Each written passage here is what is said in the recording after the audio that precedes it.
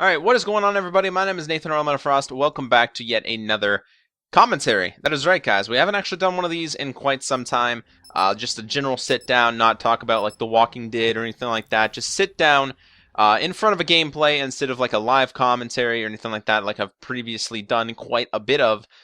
This time, guys, it's kind of back to my roots. You know what I'm saying? It's a bit weird to do it. To kind of think of a gameplay while I'm talking about it and stuff like that. But hopefully you guys will enjoy. So anyway, I did this for Black Ops 2. I didn't do it for Call of Duty Ghosts. I did not do it for Advanced Warfare. Mostly because Advanced Warfare, as a game, in my opinion, completely sucked. I did not like it. Exo jumps were terrible, and it's just an overall bad game. But this is not about Advanced Warfare. Ghost was alright for the time being. It got a little boring near the end. But again, I didn't do first impressions of it because it just wasn't relevant in my opinion. But Treyarch is my favorite developer for Call of Duty. So that goes as follows, guys. Black Ops 3 has been released yesterday. That is right. November 6th, it came out. Black Ops 3 is upon us now, everybody. That is right. So this is my first impressions video. I'm going to give you guys my general thoughts, what I think of the game, stuff like that. And actually, my first impressions, if you look back to Black Ops 2 days, my video for first impressions actually took place on Nuk3town 2025. This time, it's taken place on Nuk3town 2065, if you will, but it's also NUK 3 town. So I don't know, Nuk3town. It's Nuk3town. Okay, it's a simulation. It's Nuk3town. That's what it is. So anyway, we're gonna give you guys my general thoughts on the game as like a whole. Go over briefly the campaign mode. I haven't really played much of that yet. I played like the first 2 missions, I believe, so far, if that. With a couple friends on realistic difficulty, which, by the way, is fucking insane. I just want to throw that out there. If anybody's actually looking to play it on realistic difficulty, have fun. Try. Play in a full team. Don't try to solo that bitch. It's not going to happen. Basically, one shot kills you guys, and it's absolutely ridiculous. It really is, but it does kind of add to it in a way. It kind of gives it that realistic element, which I guess is why it's called realistic mode. So, that's that. Like I said, campaign, I don't have a lot to talk about it other than the fact that this year is obviously its 4-player co-op campaign mode, which is definitely pretty cool. We haven't seen co-op in campaign for quite some time. It's actually been since World at War, so going all the way back to 2008. That's the last time we've seen co-op campaign in a Call of Duty game. This one, so far, is pretty solid, and I know that there's something that takes place after the campaign called Nightmares mode, which is basically you replay the campaign once again, but as zombies, basically as being the enemies, the AI, stuff like that. It's kind of an apocalypse, I guess, going through the campaign yet again. So that's definitely very, very cool. It's definitely a different element that we've never really seen before to the end of a campaign. Definitely pretty cool. Speaking of zombies, this is basically before we get into multiplayer, because multiplayer is like really the bread and butter of what I'm going to be kind of talking about. Zombies, everybody. That is right. Zombies is back. As you guys know, Treyarch is the developer of the original Zombies mode. Obviously, there were zombies in Advanced Warfare. Exo Zombies, after the fact, kind of they added it as DLC to, I think, kind of support the game a little more, because not a lot of people were following it in terms of like survival mode and that stuff. But the Zombies mode, guys, is pretty damn cool in Black Ops 3. Really cool. I'm glad to finally have Treyarch Zombies back, but at the same time, I have to start off by saying Shadows of Evil is hard as fuck. Guys, it is really difficult to get used to. If you don't know anything about the map and you go into it, it's going to take you a while. Hell, personally, I'm still not even used to it yet. I don't know where most of the things are. I've previously found out how like the perks kind of work around the map. Haven't seen anything to do with the Pack-a-Punch machine yet. I know there is one in there, believe me. But I do not know where it is located, so I will definitely probably have to do some research or just start playing the map even more to do so. But one thing that I have to pick with Shadows of Evil, one little bone to pick, it's a cool map. Don't get me wrong, it's a completely cool map.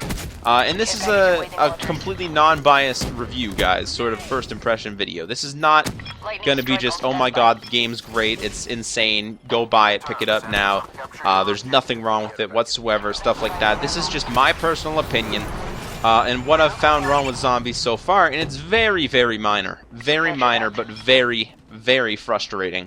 And I just experienced it the last time I played, which actually made me sort of get frustrated and get off the game for a few minutes. I will get back on and play a little multiplayer, try to level up here in a few moments, but I was playing Shadows of Evil with my friend Dan, and we actually finally get to made it to Jug, and we activated Jug.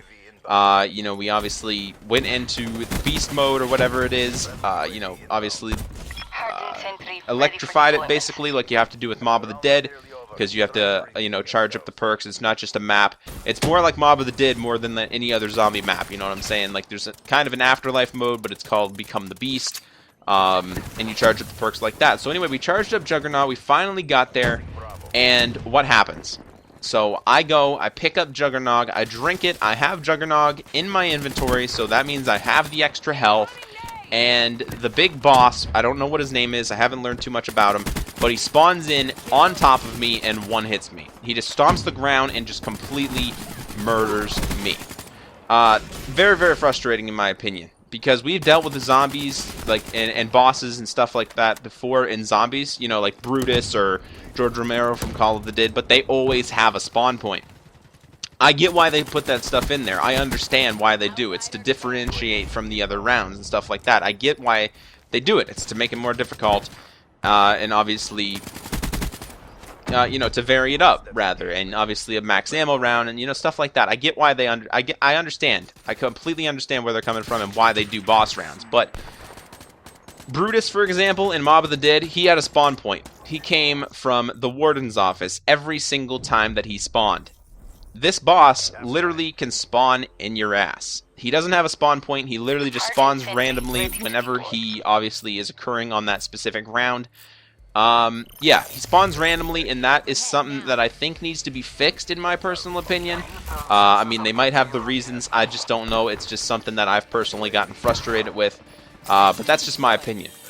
So yeah, very, very cool boss, by the way. Very, very cool map. Great design. Great job, Treyarch, by that. But like I said, frustrating as hell when that boss just spawns in your ass after you just picked up Juggernog for the first time playing zombies, because, you know, you just found out where the hell it is, and that happens. So anyway, yeah, like I said, I don't mind it if they put him as spawn point, so I actually know where he's coming from, but I just don't find it very fair that he just spawns right on top of you and smashes the ground with his foot, or whatever the hell he has, his tentacles, whatever. Anyway, that being said, moving on from Shadows of Evil, the Giant, everybody. I don't know if you guys have the Giant, but if you guys pre-ordered the Digital Deluxe Edition, or I believe the Hardened Editions, or the Juggernog Edition, whatever you guys got, if you got the Giant map, it's basically a remake of Derice. You get to return to the Giant, basically the facility that started it all, if you will.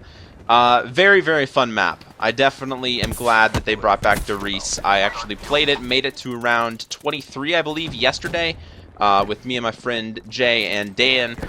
It was definitely very, very fun. Definitely fun to go back to. So no issues there. There is obviously some things that actually changed on the map, which I'm totally down for. It would have been a little disappointing if they kept everything the same, just because we kind of had a remake in Black Ops 1, and then, you know, stuff like that. So anyway, that's that, guys. Derice is back. Black Ops 3, the Giant. If you guys pre-ordered it or whatever, I don't know what you had to do. I think it's the special editions, basically. Anyway, moving on to multiplayer, guys. We only got about 3 minutes to talk about it, roughly. 3 or 4 minutes. So, let's get into it. Okay.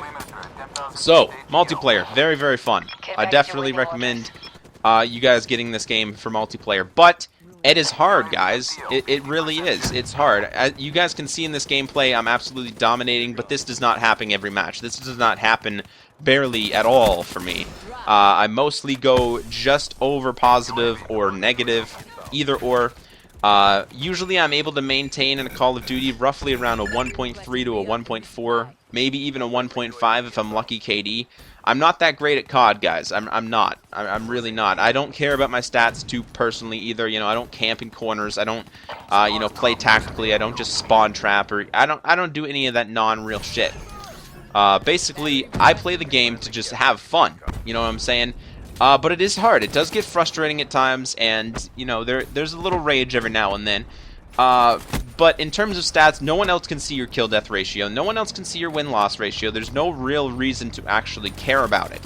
The only reason I usually do care about it is not because of my stats, is because of me just, I don't know, looking horrible.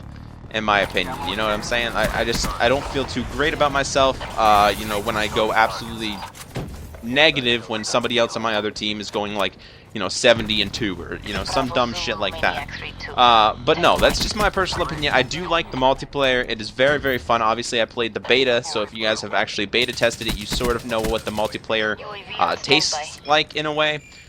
So it's definitely very, very fun. There's obviously that advanced movement. You can, you know, jump around. It's not like exosuits or anything like that. You can't go crack hit on everybody and just keep jumping around everywhere.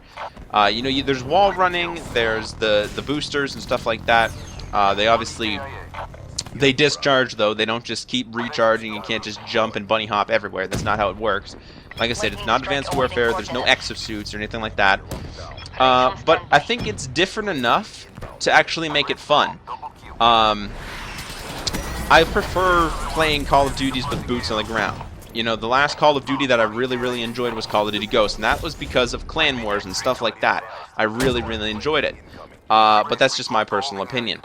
Now, in terms of clans in this game, unfortunately, right now, I'm not sure if they're planning on making it soon or anything, but there is actually no clans in Black Ops 3 right now, which kind of disappointed me upon launch. I hope they add it soon, because it actually does appeal to me in a very, very specific manner of, you know, clan wars, earning stuff for your team, and just, you know, playing with your team for a purpose to actually have fun rather than just ranking up and, you know, endlessly spawn killing people rather in the maps. Now this is Nuk3town. As you guys can see, there is definitely very, very big differences. Apparently this specific Nuk3town is actually held in a simulation, or a simulation rather.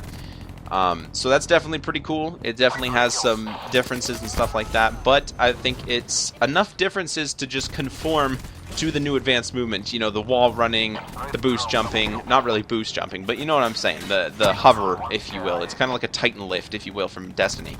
So yeah, that is pretty much it, guys. I don't really have anything else to say here today. That is my first impressions of the game. Multiplayer is fun. Zombies is incredible. Campaign so far, co-op is just absolutely insane on realistic difficulty. I'm not sure if it would be funner on a lower difficulty. It probably would, because, you know, I find myself and my team dying constantly to certain choke points and stuff like that. But yeah, definitely pick up this game, guys. I definitely recommend it to you guys. It is definitely... It's more of the same, boots on the ground, but at the same time, it's different enough to be cool again. Okay, so anyway, that's first impressions of Black Ops 3. Hopefully you guys enjoyed, and I will see you guys on the next one. Bye for now, everybody. Oh, wait, and one more thing. This is my best game, by the way, 68-7. I was using, I believe it's called the KN44. It was previously called the ARC 7 for beta. I'm not sure why they changed it. Obviously, they had their reasons, but 68-7, that's my best game on Nuk3town. Just Wraith dominating, man. Wraith dominating. I will see you guys later. Bye for now, everybody.